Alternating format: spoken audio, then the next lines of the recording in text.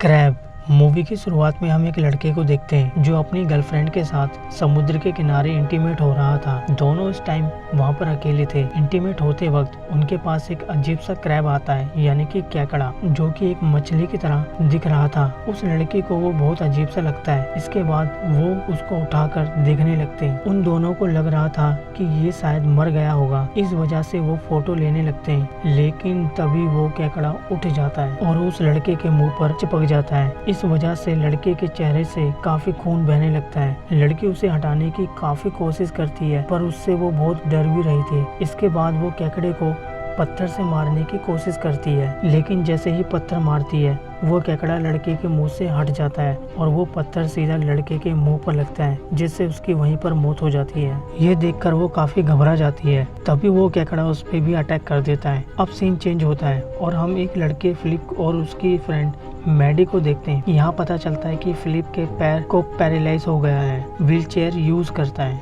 Maddie उसे उसके garage की तरफ लेकर जा रही थी, क्योंकि फिलिप वहाँ पर कुछ न कुछ नया बनाने की कोशिश करता रहता है। आगे हमें पता चलता है कि फिलिप का भाई हंटर, जो कि एक पुलिस ऑफिसर है, वो इस जगह को बेचना चाहता है, लेकिन फिलिप इसके लिए राजी नहीं था और सेल लगा हुआ बोर्ड वहाँ से हटा देता है। इसके बाद हम देखते हैं कि उसने अपने एक्सपेरिमेंट के लिए एक चीज मंगाई थी जो कि उसे मिल गई है। फिलिप अपना एक नया रोबोट बनाने की कोशिश में था। उसका सपना था कि वो आर्मी के लिए रोबोट बनाए। खैर, वो दोनों गैराज में उस चीज को चेक करने लगते हैं। आगे हम देखते हैं कि वो एक मिनी लेजर लाइट बैटरी है। चीज का ट्रायल करते वक्त एक पुलिस ऑफिसर फ्लिनी गन उससे बच जाता है। वो भी इस एक्सपेरिमेंट को देखकर हैरान हो जाता है, लेकिन वो उनसे इस बारे में कुछ नहीं कहता। वो तीनों बात कर ही रहे थे। हंटर भी आ जाता है और बोर्ड को नीचे पड़ा देखकर फिलिप से मना करता है कि फिर से बोर्ड को ना हटाए। तभी उसे कंट्रोल रूम से फोन आता है कि जिसमें उसे पता चलता है कि बीच के किनारे एक व्हेल मछली मरी पड़ी है। इसके बाद फ्लिनी और हंटर उसे देखने चले जाते हैं और मैडी भी अपने घर की तरफ निकल जाती है। आगे हम देखते हैं कि व्हेल मछली की हालत काफी खराब है। देखने से लग रहा था कि किसी ने उसे बुरी तरह खाकर पानी से बाहर फेंक दिया है। अब दोनों को उसके पास से काफी बदबू आ रही थी। हंटर को शक होता है कि ये एलियन का काम है। उन्हें लगने लगता है कि पानी में कुछ अजीब सी चीज जरूर है जिसने व्हेल मछली की ये हालत की है। इसके बाद वो दोनों हर तरफ देखने लगते हैं। अगले सीन में हम देखते हैं कि दोनों भाई अलग अलग गाड़ी में रहते हैं, यानी कि उनके पास अपना घर नहीं है। अब से यही उनका घर है। हंटर ऑफिस जाते वक्त पिज्जा का एक टुकड़ा बाहर फेंक देता है। फिर हम देखते हैं कि एक केकड़ा वहां आकर उसे ले जाता है। आगे हम फिलिप को देखते हैं जो अपने स्कूल आया होता है। उससे बाहर मैडी मिल जाती है, जिसके साथ वो अंदर आ जाता है। अपने बायोलॉजी की क्लास में एक बिल्ली की डेड बॉडी पर प्रैक्टिकल करना था। उनकी टीचर कोई और नहीं, मैडी की मॉम ब्रेथ होती है। क्लास खत्म होने के बाद फिलिप का फ्रेंड राडो मिलता है। वो मैडी को डेट पर चलने के लिए कहता है। असल में कल उनके स्कूल में एक पार्टी होती है, लेकिन वो उसे बताती है कि उसने पहले ही फिलिप के साथ डेट पर जाने के लिए हाँ कर दी है। दूसरी तरफ हंटर को बीच में एक कंकाल का हाथ मिलता है। हम समझ जाते हैं कि ये उसी लड़के का हाथ है जिसको हमने मूवी की शुरुआत में देखा था। फिर वो खून के निशानों का पीछा करते हुए एक गुफा में आ जाते हैं। हंटर उसमें अकेला ही जाता है और फ्लिनी बाहर खड़ा होकर सिगरेट पीता है। हंटर को उसकी दूसरी साइड इंसानों के खाया हुआ पैर दिखता है और उसे देखकर घबरा जाता है। तभी उसे वहाँ वो ही लड़की दिखती है जिसको हमने मूवी की शुरुआत में देखा था। उसकी एक आंख को केकड़े ने खा लिया था। वो हंटर से बताती है कि ये सब केकड़ों ने किया है। हंटर उस लड़की को देखकर डर जाता है, फ्लिनी को बुलाने लगता है और रात में राडो अपने फ्रेंड के साथ ड्रिंक करने लगता है। तभी वहाँ कुछ केकड़े आ जाते हैं और उसके दोस्तों पर अटैक कर देते हैं। किसी तरह राडो वहाँ से बचकर बाहर आ जाता है। अब रात में जब फ्लिनी गैराज में अपना काम कर रहा होता है, तभी हंटर उसके पास आता है और उसके काम को देखने लगता है। फ्लिनी उसे बैटरी के बारे में बताने लगता है कि ये काफी पावरफुल है। इसके बाद फिलिप अपनी बैटरी की मदद से एक गैजेट तैयार करता है जिससे वो चल पाए। जैसे ही बैटरी को उसमें फिट करता है, वो चलने लगता है, लेकिन कुछ देर बाद उसका बनाया हुआ गैजेट ठीक से काम नहीं करता और वो गिर जाता है। फिलिप अपने एक्सपेरिमेंट से नाराज होकर बाहर आ जाता है। तभी यहाँ मैडी अपनी मॉम के साथ फिलिप से मिलने आती है, लेकिन वो नहीं रुकता। फिर मैडी उसे देखने के लिए उसके पीछे चली जाती है। इधर उसकी मॉम और हंटर गाड़ी में आ जाते हैं, जहाँ वो उनको स्कूल टाइम की फोटो को देखने लगते हैं। फिर हमें पता चलता है हंटर मैडी की मॉम को पसंद करता था स्कूल टाइम से। इसके बाद वो दोनों बाहर आकर वॉक पर चले जाते हैं। फिलिप सिटी में आ जाता है, जहाँ मैडी उसे समझाती है और शांत कराती है। दूसरी तरफ राडो एक बार में आकर केकड़ों के बारे में बताता है, लेकिन कोई उसकी बात पर यकीन नहीं करता। फिर वो बार काउंटर से ड्रिंक मांगने लगता है, लेकिन बार टेंडर उसकी उम्र कम समझकर उसे ड्रिंक नहीं देती। असल में राडो माइंड से कमजोर होता है, इसलिए वो अजीब सा बिहेव करता है। खैर, अब रास्ते में उसे फिलिप और मैडी मिल जाते हैं। वो उन्हें बताने लगता है कि अभी केकड़ों ने अटैक किया था, लेकिन दोनों को उसकी बातों पर यकीन नहीं होता। तभी वहाँ एक केकड़ा आ जाता है, जिसे मैडी आगे बढ़कर देखने लगती है। राडो उसके पास जाने से मना करता है, लेकिन वो उस पर ध्यान नहीं देती। अब वो जैसे ही अपना हाथ उसके पास लाती है, वो उन्हें कुछ नहीं करता और अजीब तरह से मर जाता है। तीनों ये देखकर हैरान होते हैं। खैर, मैडी फिलिप से घर की तरफ जाने लगते हैं। अब फिलिप और हंटर अपनी गाड़ी में सोने चले जाते हैं, क्योंकि कल उन्हें एक डेट के लिए भी जाना था। उन दोनों को गाड़ी में जाने के बाद मैडी अपनी मॉम को लेकर फिलिप के गैराज में आ जाती है। वहाँ वो उन्हें फिलिप के गैजेट दिखाने लगती है। दूसरी तरफ राडो उसे मरे हुए केकड़े के साथ बदतमीजी करने लगता है। तभी केकड़े के अंदर अजीब तरह का क्रिएचर निकलता है और वो उस पर अटैक कर देता है। यानी कि हम समझ पाते हैं कि केकड़े मरने के बाद दूसरे क्रिएचर में बदल जाते हैं। सुबह फ्लेनी शिप के पास बैठा हुआ फिशिंग कर रहा था, तभी उसे कुछ केकड़ों की आवाज़ आने लगती है।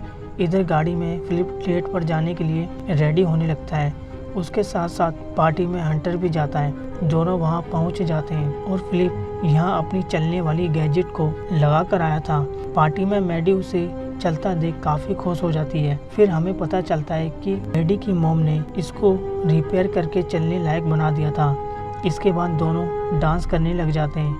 हंटर भी यहाँ ब्रेथ को ढूंढने लगता है, लेकिन तभी उसे वहाँ एक केकड़ा दिख जाता है। इसे देखकर वो काफी घबरा जाता है। इसी बीच ब्रेथ आ जाती है।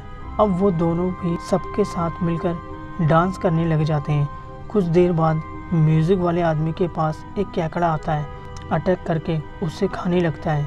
सभी ये देखकर काफी डर जाते हैं। ब्रेथ उस आदमी को देखने के लिए आगे बढ़ती है।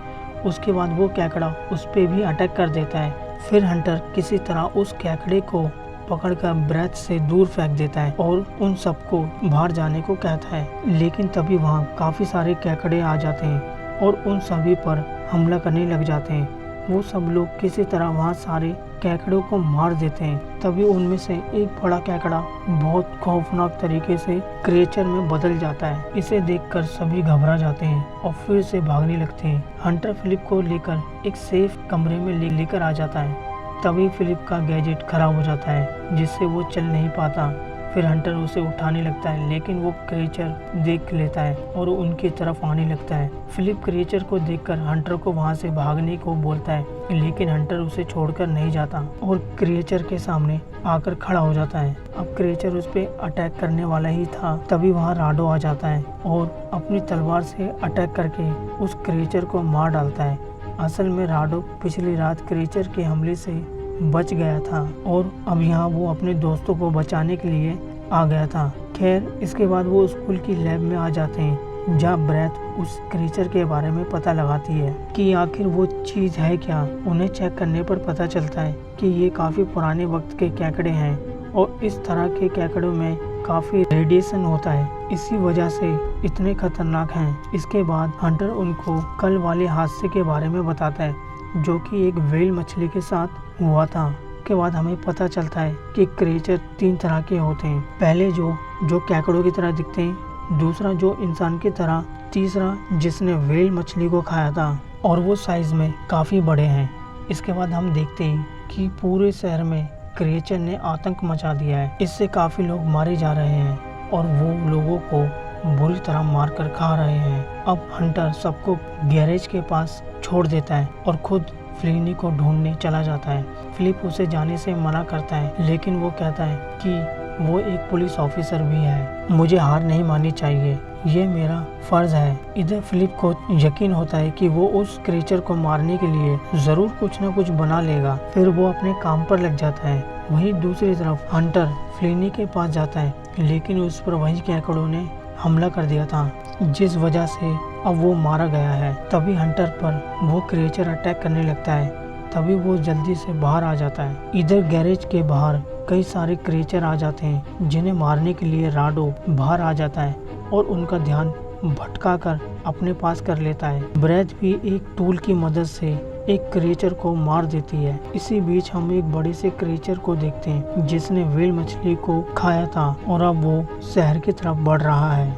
सुबह होने तक फिलिप काफी बड़ा रोबोट बना देता है, जिससे वो बड़े वाले क्रिएचर को मार पाए। फिलिप खुद ही अब रोबोट में बैठकर उसे चला रहा था। फिर वो उसी क्रिएचर के पास जाकर लड़ने लगता है। वो क्रिएचर भी काफी पावरफुल था, इस वजह से वो जल्दी नहीं मर पाता। वो रोबोट का एक हाथ तोड़ देता है। फिर फिलिप अपने रोबोट की तलवार से उस पे अटैक करने लगता है और उसका भी एक हाथ तोड़ देता है। अब क्रिएचर काफी गुस्से में आ जाता है और रोबोट को नीचे गिरा देता है, लेकिन तभी वहाँ पर हंटर अपनी कार लेकर आ जाता है और कार को चलता हुआ चोर पहाड़ी से क्रिएचर के ऊपर हिट कर देता है। इससे वो गाड़ी क्रिएचर से टकराकर गाड़ी ब्लास्ट हो जाती है। इससे फिलिप को टाइम मिल जाता है और उस बैटरी की मदद से लेजर एक्टिवेट कर देता है, जिससे क्रिएचर को एक ही झटके में मार देता है। सभी ये देखकर काफी खुश होते हैं, क्योंकि फिलिप के रोबोट ने क्रिएचर को मार दिया था। मैडी भी उसे किस करती है, क्योंकि एक दूसरे को बहुत पसंद करते थे। अब मूवी के आखिर में हम फिलिप अपने रोबोट को फिर से रिपेयर करके शहर के बाकी बड़े क्रिएचर को मारने चला जाता है और इस बार उसके साथ मैडी भी होती है। और इसी के साथ ये मूवी यहीं पे खत्म हो जाती है। अगर इस मूवी की एक्सप्लेनेशन आपको पसंद आई हो तो प्लीज अपने दोनों हाथों में एक एक कैकड़ा ले लेना और एक को लाइक बटन पे और दूसरे को सब्सक्राइब बटन पर फेंक के जरूर मारना। फिर मैं मिलता हूँ एक और नई वीडियो में, तब तक के लिए bye, take care and love you.